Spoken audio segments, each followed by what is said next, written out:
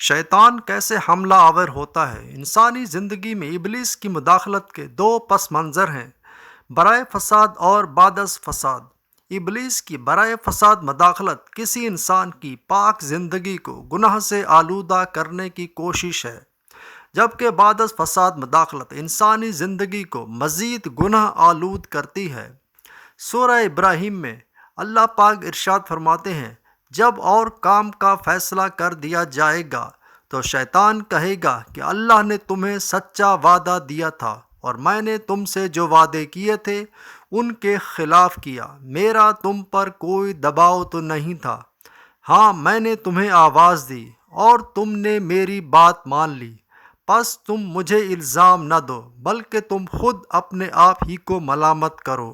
برائے فساد مداخلت میں سورہ یوسف کی ایک آیت کی مثال ہے: میرے رب نے اسے سچا کر دکھایا، اس نے میرے ساتھ بڑا احسان کیا، جبکہ اس نے مجھے جیل خانے سے باہر نکالا اور آپ کو صحرا سے لے آیا۔ اس اختلاف کے بعد جو شیطان نے مجھ میں اور میرے بھائیوں میں ڈال دیا۔ سورہ یوسف۔ پھر اسے شیطان نے اپنے بادشاہ سے ذکر کرنا بھلا دیا اور یوسف نے کئی سال قید خانے ہی میں کاٹے۔ سورہ کہف میں وہیں میں مچھلی بھول گیا تھا، دراصل شیطان ہی نے مجھے بھلا دیا کہ میں اس کا ذکر آپ سے کروں۔ بعد از فساد گناہوں سے آلودہ زندگی کے پس منظر میں کہ شیطان کس طرح لوگوں کا ساتھی بنتا ہے، سورہ زخرف میں، اور جو شخص رحمان کی یاد سے غفلت برتے ہم اس پر شیطان مقرر کر دیتے ہیں، وہی اس کا ساتھی رہتا ہے۔ سورہ صاد۔ اور ہمارے بندے ایوب کا بھی ذکر کرو، جب کہ اس نے اپنے رب کو پکارا کہ مجھے شیطان نے دکھ اور رنج پہنچایا ہے۔ آپ دیکھیں کہ اللہ کے پیغمبر میں یہ خوبی تھی کہ انہیں شیطان کی اکساہٹ اور اپنے ذاتی خیالات کا فرق معلوم تھا۔ پھر یہ کہ انہیں معلوم تھا کہ اللہ ہی وہ واحد پناہ ہے جو شیطان سے بچاؤ کا ذریعہ ہے۔ شیطان کوئی معمولی دشمن نہیں ہے، وہ اپنی زبردست چالوں اور نظروں سے اوجھل ہونے کی وجہ سے اور بھی زیادہ خوفناک بن گیا ہے۔ وہ صرف خیال ہی کے ذریعے وار کرتا ہے۔ ستم یہ ہے کہ خیال بھی انسان کو اپنے خیال ہی محسوس ہوتے ہیں۔ شیطان کا اصل کام وسوسہ ڈالنے سے نکلتا ہے۔ سورہ ناس میں جو لوگوں کے دلوں میں وسوسے ڈالتا ہے۔ برائے فساد مداخلت کے تحت حضرت آدم علیہ السلام کے دل میں اسی شیطان نے ہی وسوسہ ڈالا۔ سورہ طٰہٰ میں لیکن شیطان نے وسوسہ ڈالا، کیا میں تجھے دائمی زندگی کا درخت اور بادشاہت بتا دوں کہ جو کبھی پرانی نہ ہو۔ برائے فساد مداخلت کے تحت شیطان کا دوسرا سب سے بڑا ہتھیار انسانوں کو ان کے برے اعمال اچھے کر کے دکھانا ہے۔ سورہ عنکبوت میں اور شیطان نے انہیں ان کی بدعمالیاں آراستہ کر کے دکھائیں اور انہیں سیدھی راہ سے روک دیا تھا، باوجود یہ کہ وہ آنکھوں والے اور ہوشیار تھے۔ شیطان کے وار سے پیغمبر بھی محفوظ نہ ہوتے اگر انہیں اللہ کی مدد نہ ہوتی۔ سورہ حج۔ ہم نے آپ سے پہلے جس نبی یا رسول کو بھیجا اس کے ساتھ یہ ہوا کہ جب وہ اپنے دل میں کوئی آرزو کرنے لگا، شیطان نے اس کی آرزو میں کچھ ملا دیا، پس شیطان کی ملاوٹ کو اللہ دور کر دیتا ہے، پھر اپنی بات مضبوط کر دیتا ہے۔ اللہ تعالیٰ دانا اور حکمت والا ہے۔ یہی وجہ ہے کہ اللہ تعالیٰ نے اپنے نبی صلی اللہ علیہ وسلم کے ذریعے ہر کام اور اللہ کی ہر نعمت کے استعمال سے پہلے بسم اللہ الرحمن الرحیم پڑھنے کی تاکید کر رکھی ہے، تاکہ ہر لمحے ہر نعمت کے پس منظر میں اللہ تعالیٰ کی ذات کا احساس جاں گزی رہے اور فکری اعتبار سے صراط مستقیم متعین رہے۔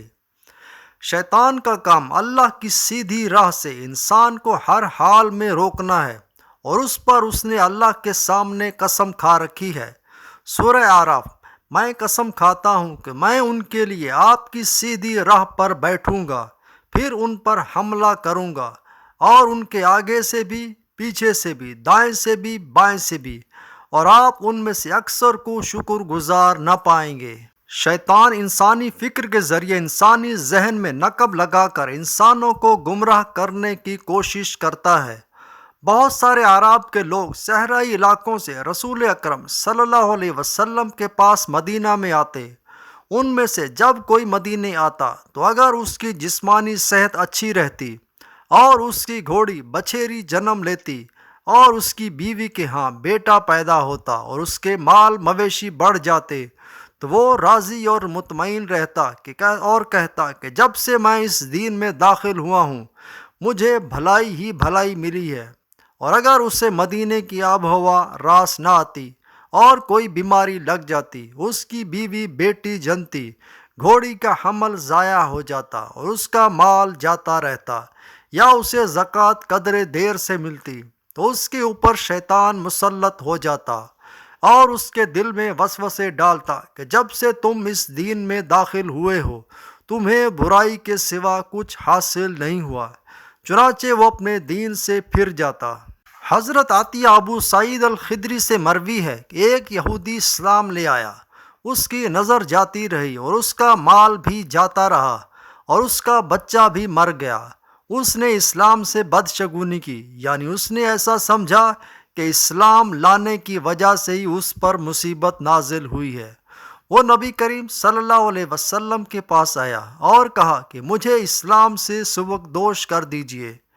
آپ صلی اللہ علیہ وسلم نے فرمایا، اسلام کو سبکدوش نہیں کیا جا سکتا۔ یہودی نے کہا کہ مجھے اس دین سے کوئی بھلائی نہیں ملی، اس دین نے میری نظر، میرا مال اور میرا بچہ چھین لیا۔ آپ صلی اللہ علیہ وسلم نے فرمایا، اے یہودی، اسلام لوگوں کو اس طرح بھٹی سے صاف کر کے نکالتا ہے جیسے آگ لوہے، چاندی اور سونے کے میل کچیل کو صاف کر دیتی ہے۔ سورہ نحل۔ قرآن پڑھتے وقت شیطان سے اللہ کی پناہ مانگو۔ ایمان والوں اور اللہ پر بھروسہ رکھنے والوں پر اس کا مطلقاً زور نہیں چلتا، ہاں اس کا غلبہ یقیناً ان پر ہے جو اسی سے دوستی کریں اور اسے اللہ کا شریک ٹھہرائیں۔ اس آیت میں شیطان کو اللہ کا شریک ٹھہرانے کا مطلب یہ ہے کہ اللہ کی نیک باتوں کے ساتھ شیطان کی بدی کو بھی اپنائے رکھا جائے۔ یہی وہ فساد فی الارض ہے جو فی زمانہ پھیل چکا ہے، اور اچھائی اور برائی باہم خلط ملط ہو گئے اور عام انسان چکرا کر رہ گیا۔ یہی آواز ابلیس کا مقصد اور واردات ابلیس ہے۔ آپ صلی اللہ علیہ وسلم کے وسیلے سے آپ کی سنت اور کتاب فرقان ہمیں اللہ نے میسر کی ہے۔ یہ ذرائع اس فساد فی الارض کے سد باب کے لیے مؤثر ترین کمک ہیں۔